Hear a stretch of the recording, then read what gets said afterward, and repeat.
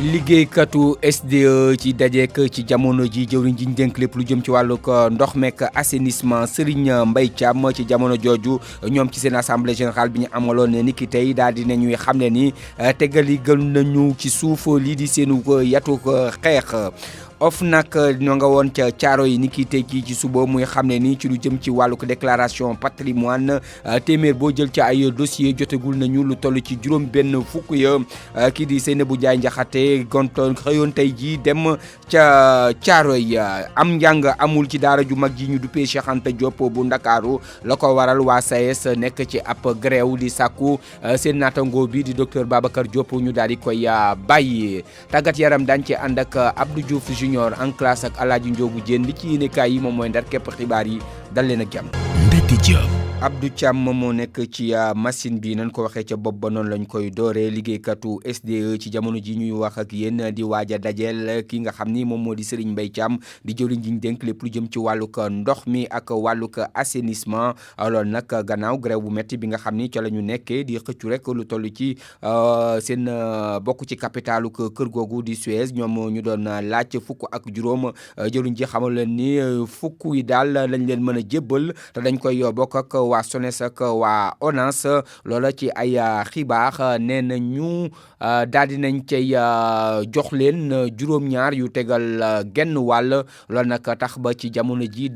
dakkalegul nañu lii di grève bi di xaar nag la nga xam ni moom mooy ruuse si seen ndaje moomu nga xam ni ma ngay amee ca makkaanuk ministère bi nekk ca Diamniadio nañ ko waxee tamit ñoom dakkal nañu seen grève tey jii biñ dajee ci assemblée générale di ndaje mu yaa waaye la ñu xamle ñoom liggéeykatu SDE dañuy wër di attaqué fi mbaxana nekk benn décret bi nga xam ni njiitu réew mi jëloon na ko rek réquisitionné yooyu ko liggéeykat Elimane Diouf moom mooy coordonnateur bu intersyndicalu liggéeykatu SDE dañ ko ciy déglu ci jokkoo bi ci téléphone ak Daouda Diouf. lépp loo xam ne war nañ ko def pour dénoncer attaquer décret bi nga xam ne président jël na ko réquisitionné liggéeykatu SDE dinañ ko def ñu xamal population du Sénégal ne décret boobu c'est un décret illégal ñu xamal population du Sénégal que tey assemblée générale bi ñu jógee proposé nañ liggéeykat yi ñu nangu ñu suspendre mot d'ordre bi dem commencé waat liggéey bi wante nag xeex bi day continuer négociation yi continuer te lépp loo xam ne mën nañ ko teg ci loxo liggéeykat yi ñu delloo si waat tegal leen loolu daal mooy suñu décision assemblée générale tey. ndaje moomu nga xam ni ca la ñu nekk ci jamono ji ak jëwriñ ji ñu dénk lépp lu jëm ci wàllu ndox meek assainissement daañu ko topp ba lu ca ruuse rek daañu ci ànd ak suñu ndaw lañ fa yebal di Abdou Diouf Diagne fanweeri simili ak ñett moom moo bootu ci ñeenti waxtu foofa ca Diamniadio. RFM rajo askan wi. am njàng amul ci daara ju mag ji ñu duppee Cheikh Anta Diop loolu nag jëm ci wàllu ko mot d'ordre di grève bi nga xam ne waa SAES ak waa SUDES ñoom ñoo ko xàppati di benn fan boo xam ne ni dañ koy bank seenu ko yoxo ngir sàkku rek ñu bàyyi seen naatango bi di docteur Babacar Diop loolu nag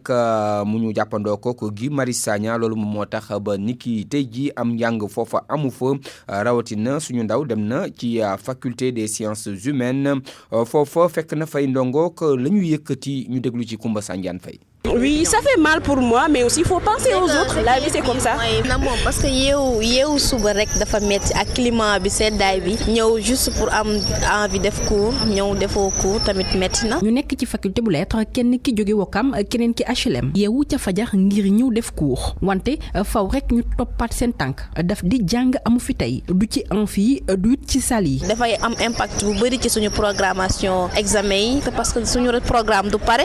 prof yi dañuy dem ba dañ koy bâclé jox ñu ko duñu comprendre comme il faut peut-être duñ ko comprendre nii mais après lay feeñ. Cause bi moom noble na moom jar na ko franchement parce que humainement parlant mënoo nekk classe di def cours tout en sachant que ki nga xam ne dafa doon lutter pour améliorer ses conditions de vie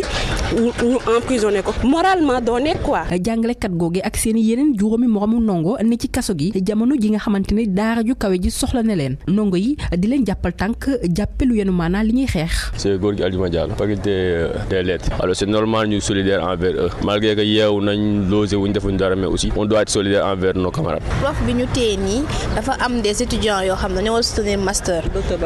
voilà donc ñoom ñi ngi toog di patienter di xaar docteur bi mu toll nii nga ñoo nekk en retard moralement parlant daf leen di impacter parce que mënoo jàng 1 an tamit di ko bâcler noonu di xaar prof boo xam mënoo xam kañ lay ñëw tamit dafa xaw a metti. yooyu ndongo ñu ngi yaakaar ne fii ak du yàgg dara lépp dana tegu ci yoon ci kaw ñuy gis docteur Babacar Diop ak seeni ñoñ ci seen wet. grève boobu bu SAES ak bu SUDES yi di ndongo ya di étudiants ya dugal nañ ci seen loxo bootu ci ab collectif boo xam ne ni daal dañuy sàmm seen ak yelleef tey jii dakkal nañu njàngum ñenn ci ay ndongo yoo xam ne nii dañoo bañoon a topp boobu pour mot d'ordre bu syndicat yi ñoom étudiants yi daal nee nañu jox nañu ab ultimatum maanaam ab bu yàggul rek nguur gi ngir ñu libéré ñi nga xam ni ñoom ñoo di juróom ci ñoom ak seenu professeur di docteur Babacar Diop nee nañ mot d'ordre bi nag su fekkee amuñu lu ñu bëgg dañ koy daal di wéyal ñoo ngi ko xam ne tey jii biñ doon jàkkaarloog taskatu xibaar yi Assane Diaw kenn ca ñoom lañ ciy déglu ci micro Koumba Sandiane Faye. 5 étudiants lañ jàpp te fi mu ne nii inscription yi tàmbali na donc étudiants yooyu noonu seen place du prison seen place biir amphithéâtre la seen place jàng la te tey si tey suñu jàllee tuuti dootuñu am possibilité pour inscrire te du am excuse dañ leen di dàq te loolu ñun duñu ko seetaan am na ay étudiants yoo xam ne dañu war a soutenir seen ay mémoire 31 décembre bi mooy seen dernier délai donc su ñëwul duñu mën soutenir seen mémoire te bu boobaa seen avenir moo nekk en jeu. dafa am benn professeur bu ñu jàppale muy professeur Babacar Diop fi muy jàngalee départ nañu seen cours depuis lundi def nañu seen amphithéâtre donc tey si tey su fekkoon mi ngi fii tey day def cours soo jàpp professeur ay étudiants am nekk si ginnaaw di xaar loolu ce n'est pas normal te fekk ñoom defuñu dara c'est-à-dire que bu fekkoon dañu leen jàppee ay crime ak yooyu noonu loolu ñun duñ fi taxaw di xeex soo gisee ñu taxaw fi di xeex nekk si ginnaaw étudiants yi nekk si ginnaaw professeur bi c'est parce que ñun dañoo jàpp ñoom defuñu dara lu garaaw étudiants yi seen carrière mi ngi en jeu professeur bi ñu bëgg tuutal ci li nga xamante ni moom deful lu dul défendre li nga xamante ni moom mooy cause du peuple te moom si boppam suñ ko jàppee ay étudiants am première année ba master 2 du ñu jàng autre chose mooy que étudiants yi nga xam dañu war a soutenir nekk ci leen duñ jàng et puis donc duñu mën soutenir seen carrière du mën dem fac lettre instant bi kenn def fi cours dem nañu FASEG te ñun dañuy continuer fi mu ne nii dañuy joxe ultimatum il va falloir ñu libérer étudiants yi il va falloir ñu libérer professeur bi sinon ñun en tout cas lutte bi commencé na ñoom ñooy décider fu muy yem ñun duñu nekk si ginnaaw di jàng te suñu ay naataangoo yi nga xamante ni defuñu dara ñu ngi si biir kaso yi duñ ko nangu bañ ñu si ba paralyser système universitaire bi yëpp laa wax yëpp du inscription du cours du dara dootul dox. mu nekkoon ndongo yu daara ju mag ji di Cheikh Anta Diop Guy Marius Sagna ak docteur Babacar Diop ak seen naataango yooyu nga xam Babacar Diop ak seen naataango yooyu nga xam ni ñoom la ñu teg loxo ñoo ngi seen juróom-ñaareelu ko fanu ko grève xiifal foofa ca kaso ba mu nekk loo xam ne nii yitteel na bu baax a baax seen i avocat ñi leen di layool ñoom nee nañu ñoom sonn nañu te dañuy yaakaar rek boo moytuwul jëye am ca moo tax ñuy woo waa administration pénitentiaire ngir yéen ñu jël seen i responsabilité ndax bu ñu sukkandikoo ci avocat yooyu ñoom daal defuñu dara ngir fexe ba ñooña génn ci jafe-jafe yooyu ñu nekk dégg ngeen ci suñu xibaar yi weesu kenn ci avocat ya di maître Khoureyssi Ba ñii di waa administration pénitentiaire ak joxar bi yooyu ñu leen joxar yi jéem nañ jokkoo ak ñoom waaye mbir mi tamit mujjul antu dañuy dem ba Ziguinchor foofu ña nga xam ne am nañu baccalauréat bu yees ñoom tey jii dañoo daal di gàllankoor njàng ma dem génne élèves ya nga xam ne ñoom ñoo nekk ca commune ba ñoom nouveau bachelier yooyu daal nee nañu dañoo ñàkk sàmmoo ko lu jëm ci wàllu seenu intégration jëm ci wàllu seenu intégration ak seeni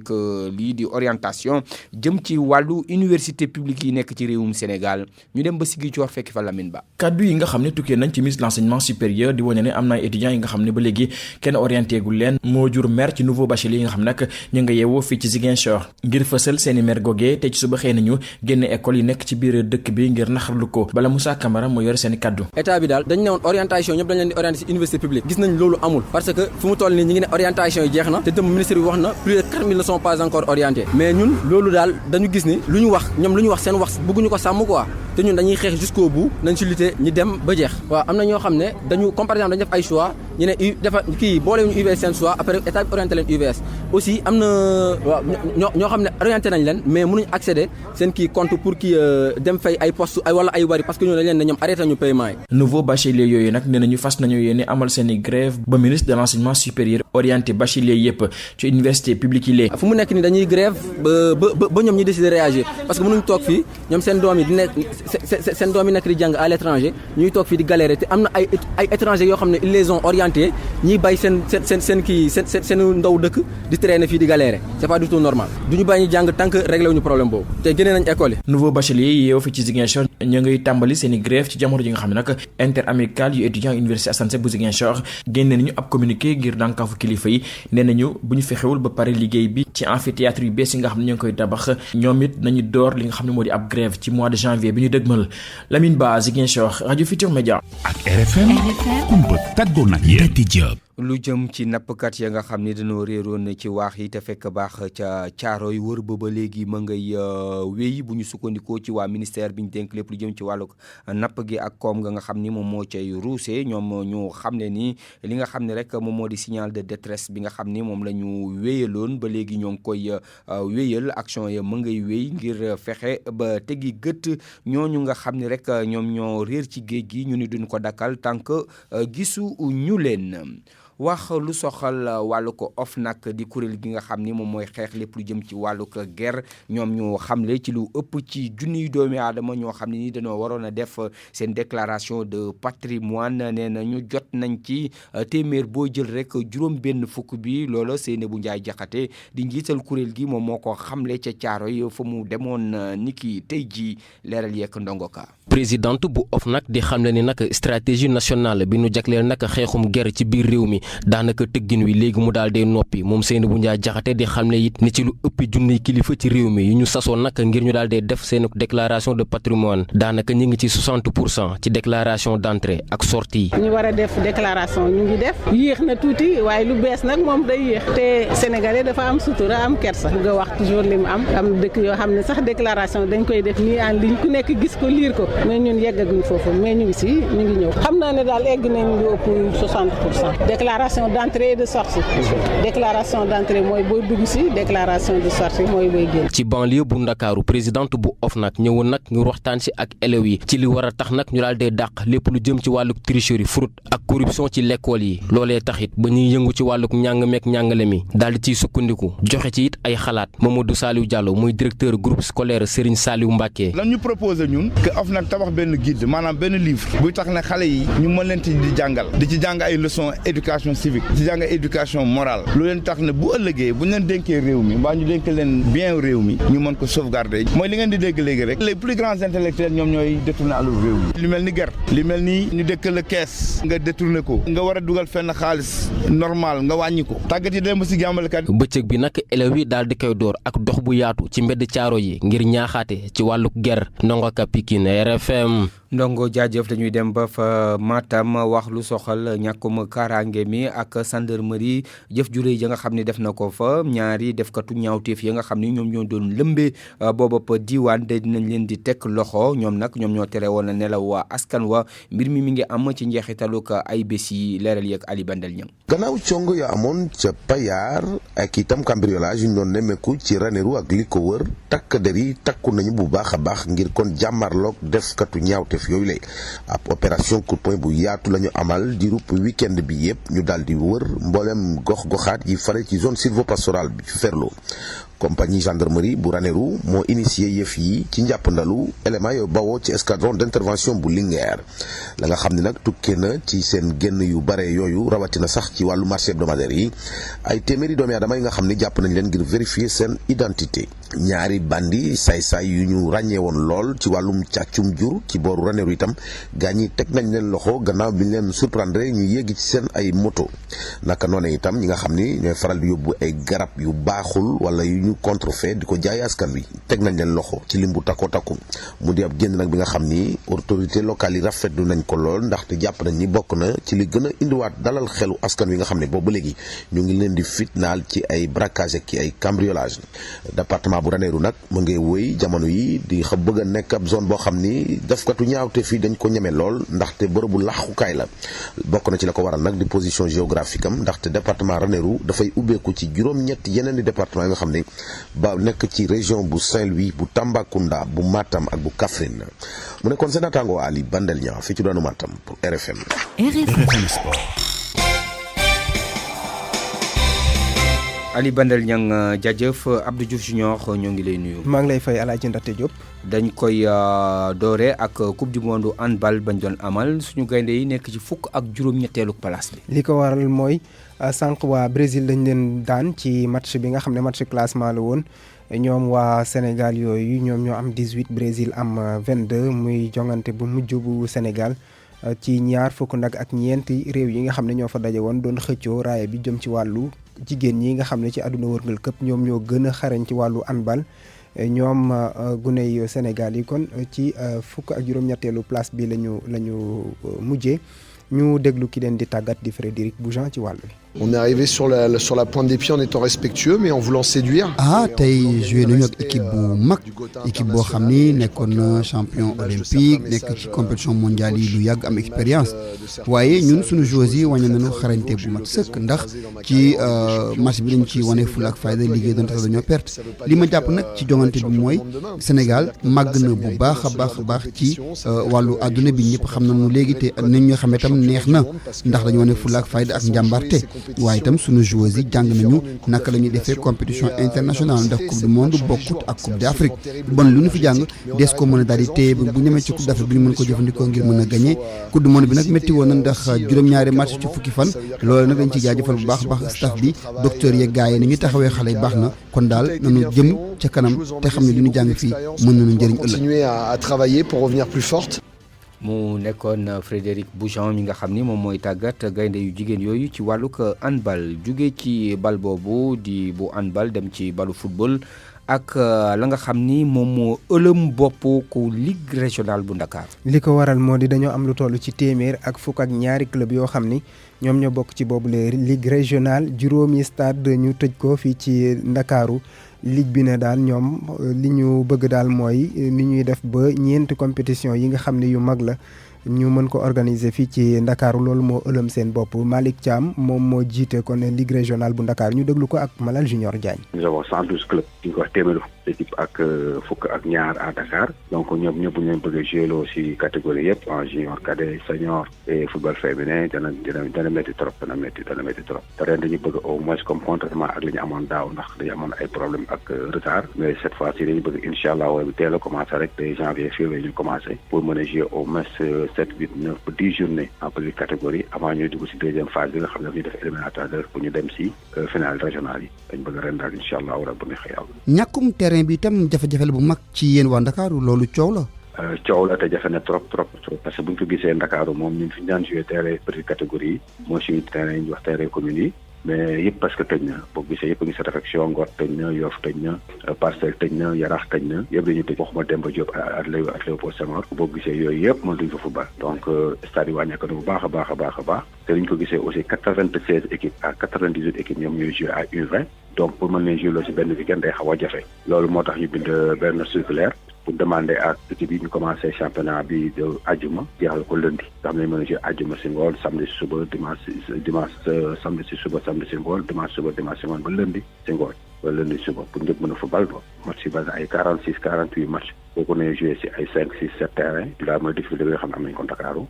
ñu wax ci lu soxal wàllu football ba léegi ak Ligue 2 ci réewum Sénégal. tey jii ci altine ji la ñuy wëyal li nga xam ne mooy bëccëg bu njëkk bi ak fële ca stade Amadou Barry bu Guédiawaye 16h30 ba léegi US Ouakam ak Demba Diop ñoo ngi fay laale ca stade Alassane Djigo ca waxtu woowee ci la Renaissance général Guédiawaye football club d'or dinañ ci dikkaat ci yooyu les résultats ci suñu yeneen jeetaayu xibaar. jërëjëf Abdou Diouf ñu jeexale ak basket bi ak tey jii ci ngoon ñaareelu wala boog demi-finale yi nga xam ne jëm na ci tournoi de montée ñi nga xam ne suñ fa jógee dañuy yéeg D1 tey jii ci stade Marius Ndiaye ci wàllu jigéen ñi CMT ñu moom mooy dalal waa Ziguinchor basket club Pikine basket club ak INSEPS lay doon ci wàllu góor ñi nag moom US Parcelles Assainies dafay dalal ñii di waa bopp Dream Act ak waa ISEC sport lay doon. jërëjëf Abdou Diouf Junior ñu di ko jaajëfal yéeg si ci en classe ak Alaaji Njogu Jéen. dalee nag jàmm ñuy wax tey ci njàngum tout tànk yi ci Sénégal sabab li di ay bés bi ñu jagleel tout tànk yi ñu tàmbali ko tey ji ci suba tout tànk yi nag di jàngee ci jardin d'enfants yi ak case des tout petits yi ana lañ leen di jàngal naka la njàngum tout tànk yi di demee ñu déglu si reportage yu Babacar Diouf ca Bambey. 11h jot na ñu ngi ci cours école maternelle DVF ci Bambey ci jamono ji ci système éducatif bi ndongo yi nga xam ne ay xale lañ dañ leen di jàngal bu baax a baax programme bu am solo Mamadou Fall moo di directeur école. Il y a la logico-mathématique. Ce sont les mathématiques en petite classe. Logico-mathématique c'est la mathématique dans les petites classes. am na aussi beneen matière bu ñuy wax langage. mën naa ne ci la ñuy jàngal xale bi nu ñuy waxee. am na graphisme. mën naa ne ñun li ñuy jàngal graphisme boo demee CI élémentaire presque moom la élèves yi def ce qui fait que ñun élèves bu jógee fii grande section dem CI doo am problème graphisme. dinañu jàng aussi éducation civique xam civisme dinañu fi jàng éducation sanitaire les bonnes règles de vie. yenn jafe-jafe rek lañ am mu jëm ci wàllu koppar. ñun bu école ubbee boo inscrire li ñu lay laaj mooy nga jënd ko saak ak gurtu bagage yi nga xam ne ci lay jàng ñun ñoo koy jënd ñoo jënd crayon bic ak juróomi kay yi mu war a àndal ñoo koy jënd. fii aussi dafa am volet nutrition c'est-à-dire pour développer màggu xale bi dafa am volet nutrition day am 2 goûters par semaine loolu yëpp xam nga dépense la aussi. gardien yi aussi ñun fii école am nañu ñetti femmes de charge yoo xam ne bu ñu xëyee ñoom ñooy bale classe yi nettoyer toilettes yi ñooñu mairie bi kenn lañ ciy fayal. lu ci mënti xew jamono ju am solo la ci formation xale yi bu ñu sukkandikoo ci waxu yenn spécialistes yi. jàngalekat bi nekk itam gëstukat ci wàllum njàngale Mamadou Lamine Dianté gis ne nguur gi war na xoolaat kuréel yi nga xam te ne ñoom la dénk njàng mi lu ko mooy rek jaxasoo day am ci seenub liggéey ñu déglu ko si. loolu yëpp dafa war a tënku ci lu ñuy tuddee système éducatif système moom mooy que ni lépp benn mbir moo koy téye ba tax na donc bu ñu gisee tey jii mu am ay kuréel yu bëri yoo xam ne ku ci nekk da ngay toppatoo lu mel noonu dina indi jaxasoo ba tax na donc ci kaw lañ ko war a defar pour que bépp kuréel boo xam ne da nga war a toppatoo mbirum njàngu tout tànk yi moo mun a nekk ci ministère éducation nationale te ñoom ñëpp ñu tënku ci benn sart boo xam ne dina tax ku xale ak école boo mënta dugg di nga mën a am même éducation préscolaire que say yeneen morom yi bu ko defee wuute du mën a am sinon nag tant que defuñu ko ci wàllu gouvernement bi donc ay jaxasoo rek lay am. dañuy daaneel ak nemmeeku bi ñu nemmeeku ci tey lycée bu Tëgglu nekk ca diwaanu Diass lycée bu Tëgglu di dëkk bu nekk ca diwaanu Diass daara jooju di jànkonteek yi jafe-jafe ndax carrière yi ñu exploité foofule ca dëkk ba Abdou Diouf Diagne. ab CM la woon ñu soppar ñi ko lycée ci atum 2015 boobu ba léegi nag ay résultats yu am solo la lycée bu Tëgglu di am Moussa Seck moom moo jiite waajuru ndongo yi. ci BFM bi romb nañu 79% l'an dernier ci bac bi am nañu plus de 55% aussi l'an dernier. au niveau régional ñun ñooy 5e ci région Thiès su ma juumulee moo nekk 2e niveau national ci bac bi. lycée bu Tëgglu nag tey jii di dalal lu ëpp junni ci ay ndongo ñi nekk ci classe 6e ba classe terminale la wante nag ay jafe-jafe lay jànkonteel rawatina ak camion yi nga xam ne ñoom ñoo exploité carrière yi nga xam ne ñoo ko wër. camion yi dañuy jaar ci wetu lycée bi yàq nañu suñu environnement bi suñu xale yu bëri tey ils sont devenus asthmatiques to maladies respiratoires yi vraiment bëri nañu léegi lool ci gox bi te yooyu société dafa guñ fi dara xale boobu ab camion moo ko fiir ci carrière bu ngi noonu dafa amputé amul suite ba léegi. ñàkk njàppale tamit bu jógee ci état bu Sénégal way juri ndongo yooyu ñu ngi koy ñaawlu école boobee lépp luñ fay amal ñoom ñoo koy def. lycée bi ba léegi état bi santiraguñu ko ci wàllu tabax parce que lycée bi Alioune Samba Ciss l'actuel maire il fit le PCR moo ko départ APE bi da ci yëngatu ba ni mu ñu amee suñu partenaire Vanous mu jàppale ñu tabaxal ñu ab bloc même war nañoo am bientôt salle multimédia. lycée bu Tëgglu ndongo yi nga xam ne nag ñoom ñooy jóge ci dëkk yépp foofu la ñuy jàngee muy dàgg di xolpa di buxum benteñe kàndam paki ak gandul la Thomas Camara tey ji moom mooy proviseur ba. ñi gërëm Abdou Diouf Diagne ak Babacar Diouf mbokk yi foofu leen yem ak yéen ci en classe dig daje altine bii di ñëw.